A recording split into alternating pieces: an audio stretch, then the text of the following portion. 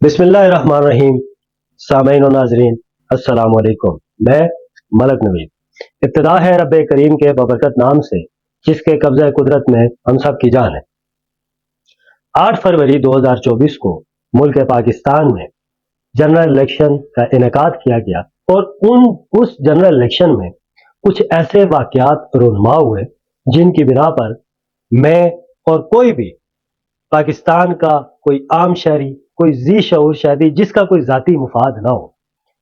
اور ملک پاکستان سے محبت رکھنے والا، کسی بھی جگہ پر کوئی بھی سیاسی وابستگی رکھنے والا یا اس بات کو سمجھنے والا کہ الیکشنز کے بعد جو حکومت بنتی ہے، جو لوگ ہمارے حکمران ہوتے ہیں، ان کی ہمارے لیے بحیثیت قوم، ہمارے بچوں کے لیے، ان کے مستقبل کے لیے کتنا ضروری ہے، کوئی بھی شخص یہ برملا کہے گا کہ اس ملک میں ان الیکشنز میں دھاندلی ہوئی ہے. اور یہ کوئی ان الیکشنز کی بات نہیں ہے. اس سے پہلے بھی جتنے الیکشنز ملک پاکستان میں رونما ہوئے ہیں، جن کا بھی انعقاد ہوا ہے، ان سارے الیکشنز کو دھاندلی زدہ قرار دیا گیا ہے.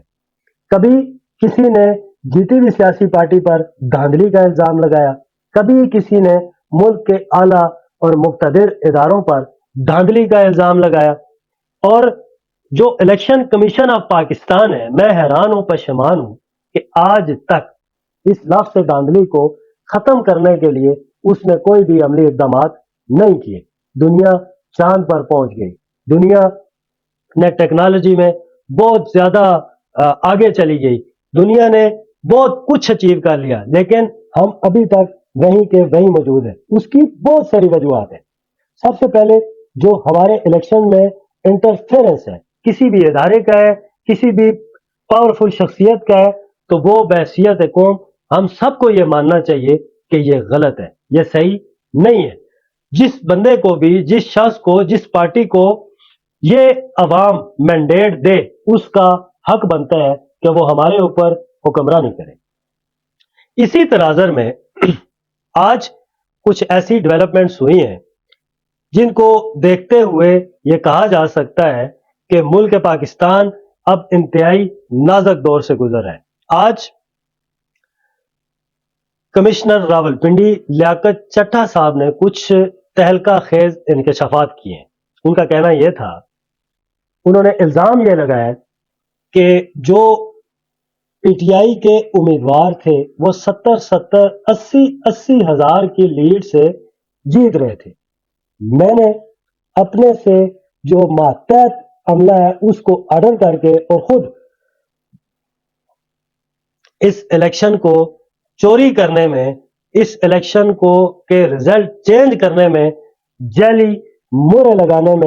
میں نے خود کردار ادا کیا اور میں خود اپنا جرم قبول کرتا ہوں اور یہ ڈیمانڈ کرتا ہوں کہ مجھے راولپنڈی کے کچہری چوک میں پھانسی پر لٹکایا جائے. اور ان کا کہنا یہ تھا کہ میرے ضمیر پر اتنا بوجھ تھا کہ میں یہ برداشت نہیں کر سکا، میں کافی دنوں سے سو نہیں سکا. آخر میں مجبور ہو کر میں خودکشی کرنا چاہتا تھا، لیکن میں نے یہ سوچا کہ میں خودکشی کر کے حرام موت کیوں مروں اور اس قوم کو جو اپنا میسج ہے وہ دے کے جاؤں. اور انہوں نے یہ بھی کہا کہ جتنے بھی بیوروکریٹ ہیں، جو بیوروکریسی کے جو لوگ ہیں، ان سے بھی میری یہ التماس ہے کہ ان سیاسیوں کے لیے اپنا ایمان خراب نہ کریں. دیکھیں، ہم جس ملک میں رہ رہے ہیں، اس ملک میں کسی کی بات کو حرف آخر نہیں سمجھا جاتا، کیونکہ ہمارے ملک میں ایسے واقعات رونما ہو چکے ہیں کہ ہم کسی کی بات کو، کسی کے بھی سچ کو نہیں تسلیم کرتے، کسی کی حقیقت کو نہیں تسلیم کرتے، کسی کے جھوٹ کو نہیں تسلیم کرتے. ہم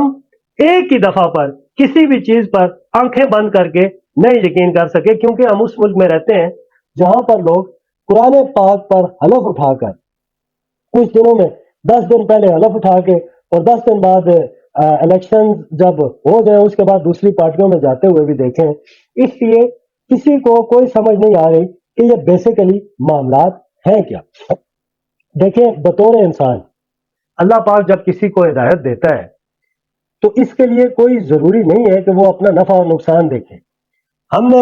اگر اس ملک میں نہیں دیکھا تو ہم نے کتابوں میں پڑھا ہے، ہم نے اپنی ہسٹری کی کتابوں میں پڑھا ہے کہ جب کسی بھی مسلمان جب ضمیر جاگتا ہے تو وہ کسی بھی بنا پر جاگ سکتا ہے، اس کے لیے ضروری نہیں ہے کہ آپ کے کوئی نفع اور نقصان ہو۔ اس پہ جو لیاقت چٹھا صاحب ہیں، ان کی اس پریس کانفرنس کو جو لوگ الیکشن ہارے ہیں انہوں نے اس کردار کو سراہا ہے، اور جو لوگ الیکشن جیتے ہیں انہوں نے اس کے کردار کی نفی کی ہے، بلکہ انہوں نے اس شخص کی جو سی ایس ایس کا امتحان پاس کر کے اس نے، میں ذاتی طور پر خود گواہ ہوں کہ اس نے راولپنڈی ضلع پہ اپنی خدمات بہت احسن طریقے سے نبھائی ہیں۔ سب سے پہلے رنگ روڈ میں اس شخص کا بے حد کردار ہے، اس کا ہولی فیملی اسپتال میں بے حد کردار ہے، جم خانہ جو وہ آج دن کو اپنی پریس کانفرنس میں بھی ذکر کر رہا تھا، جم خانہ میں لاری اڈا وغیرہ بنانے میں اور جو ریہیبلیٹیشن سینٹر ہے ان کو بنانے میں بھی اس شخص کے بے حد کردار ہے۔ اور اگر وہ بندہ اپنے عہدے سے استعفیٰ دیتا ہے تو اس کا مطلب یہ ہے کہ واقعی اس کا ضمیر جاگا ہے۔ اور اگر ایک ڈویژن میں، راولپنڈی ڈویژن میں ایک اتنی بڑی حد تک مینڈیٹ کی چوری ہو سکتی ہے تو ملک پاکستان میں ان الیکشنز کا کیا حال ہوگا۔ اور اس شخص نے، لیاقت چٹھا صاحب نے الزام عائد کیا ہے کہ میرے ساتھ اس گناہ میں الیکشن کمیشن آف پاکستان کے چیف اور چیف جسٹس آف پاکستان یہ دونوں بھی شامل تھے۔ دوسری طرف اگر ہم دیکھیں تو آج پی ٹی آئی نے دھاندلی کے خلاف اپنا احتجاج ریکارڈ کرنے کے لیے اسلام آباد میں کال دی تھی، اور وہاں پر آج خندق کھود دی گئی ہے۔ اور جو ہی آج صبح، کل کی کال تھی، آج صبح جو ہی ہوئی ہے تو بیشتر مقامات پر فیض آباد سے آگے آگے پولیس کی بھاری نفری موجود تھی، اور اس احتجاج کو فیل کرنے میں